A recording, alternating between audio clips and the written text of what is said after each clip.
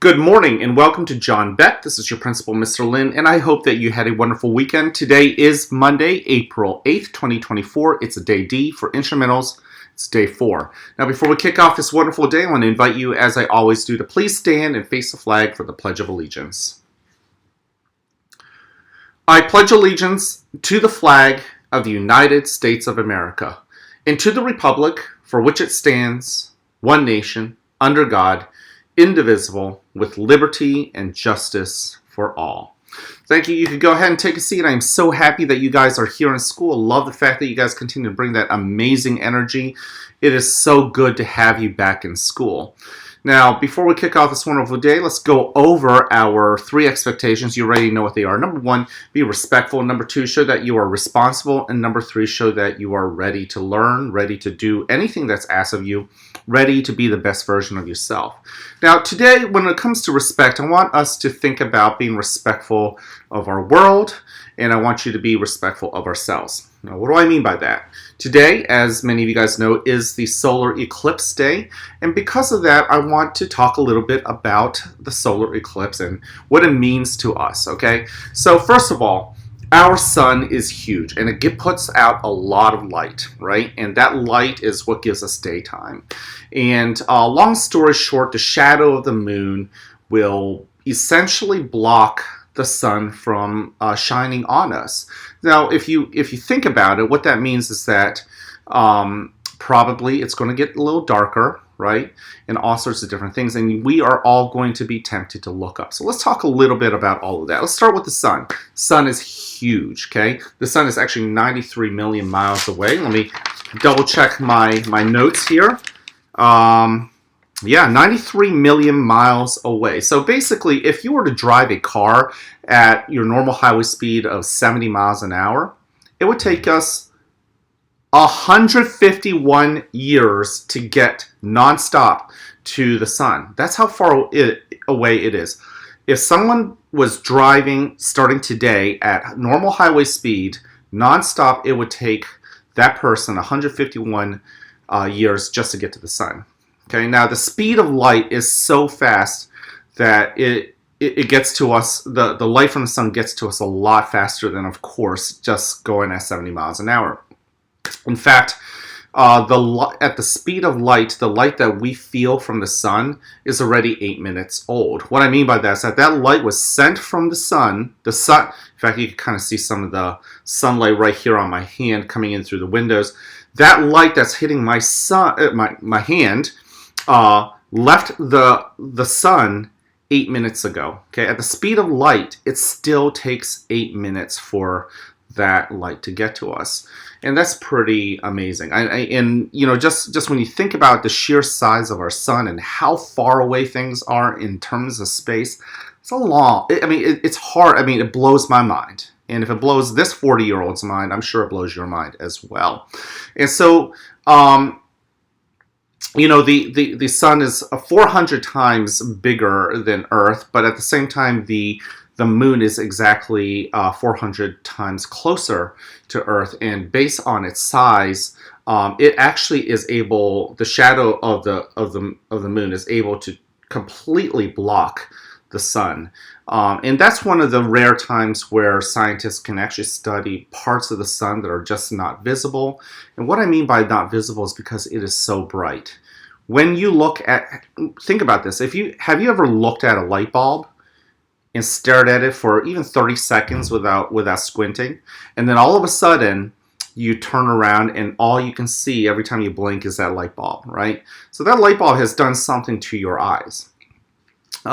Looking at the sun is hard. Looking at the sun as a scientist is hard. And studying the parts of the sun is also really hard because staring at something like a light bulb can really do a number on your own eyes. Think about the sun. In fact, the sun is, I can tell you, 1 septillion times brighter than your normal light bulb. So what does that mean? A septillion is basically 1 and 24 zeros after that.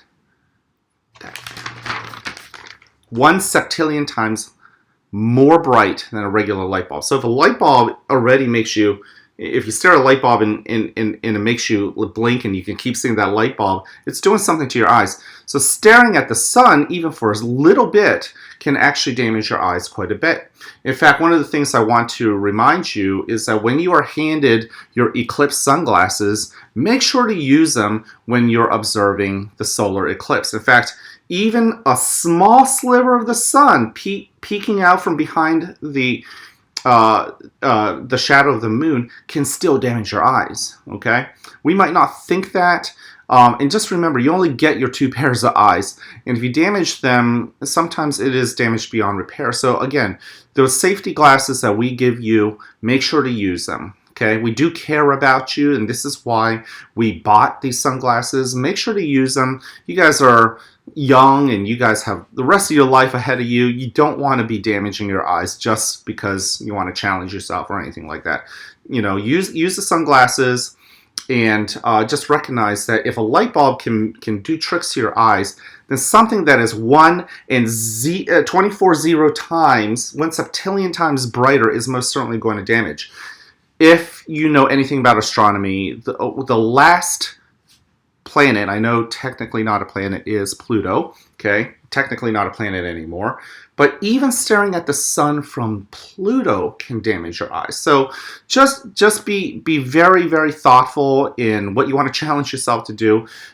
It is really important that you guys use the glasses to observe the solar eclipse today, if you happen to be out there. Just so you know, the beginning of the eclipse around the world in our area will kind of begin around 2:06. So what I mean by this is because we are actually going to be in the middle of the eclipse even during dismissal. The eclipse doesn't officially end until 4:33. Okay, so 2:06 is when the eclipse begins.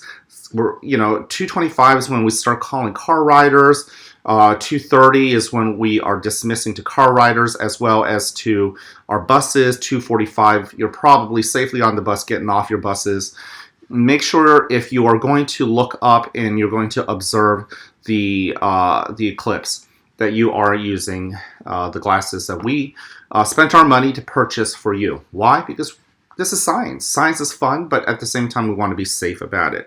What other things might we think about as far as an eclipse? I took some notes here. First of all, in some parts of the world, the eclipse can act, because we're blocking the sun. Not only does it get darker, but it gets cooler. You may experience up to 15 degrees cooler during the peak of the eclipse. Birds might actually stop singing. In fact, they might think it's nighttime. They might go head off to their nests. So there's a lot of little things that can go on. The moon's shadow sometimes can race towards observers like a dark cone or a tornado. The shadow of the moon can flee away when the moon uncovers the sun again. A change in lighting makes shadows really, really sharp. Individual hairs on the head and arms might even be seen. If cloud conditions are perfect, the sun can give a complete 360 sunrise and sunset glow in the sky and around the horizon. A rare phenomenon called shadow bands, I think this is pretty interesting, is where there's just a few seconds where thin lines of light dance on the ground like snakes. Okay, scientists are unsure to this day what fully causes that. So there's a lot of things about a solar eclipse that might be just really interesting to you. All right, but most important, if you are out there, and no guarantee, maybe your teachers might say, hey, I'm going to wait till you guys take care and observe the eclipse right after school. That's fine. Some teachers might be doing some interesting activities. Bottom line is this: if you are going to be doing any activity with the solar eclipse and you're going to be observing, make sure to use those glasses that we give you. All right? That's all I got for you today. Today, I just want to share with you. Oh, you know what? One last thing. I did want to share a pretty cool quote from James Fenimore Cooper. He is an author from a couple hundred years ago. He authored a book that was turned into a movie called The Last of the Mohicans. He wrote, "Never have I beheld any spectacle like an eclipse. which so plainly manifested the majesty of the Creator. So whether you believe that this is all by coincidence or by on purpose, the solar eclipse is definitely something worth observing if you have the opportunity. All right, listen, if nobody else has told you this, I want you to hear from me. I love you. I care about you. I'm here to encourage you.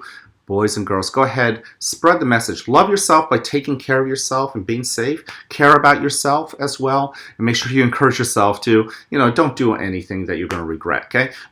As for you and how you deal with others, love other people, care about them, make sure you remind them to be smart about the solar eclipse and to be respectful even just during the regular school day, and also encourage them to do the right thing. We've got to look out for each other, right? Okay, can't wait to see you guys around.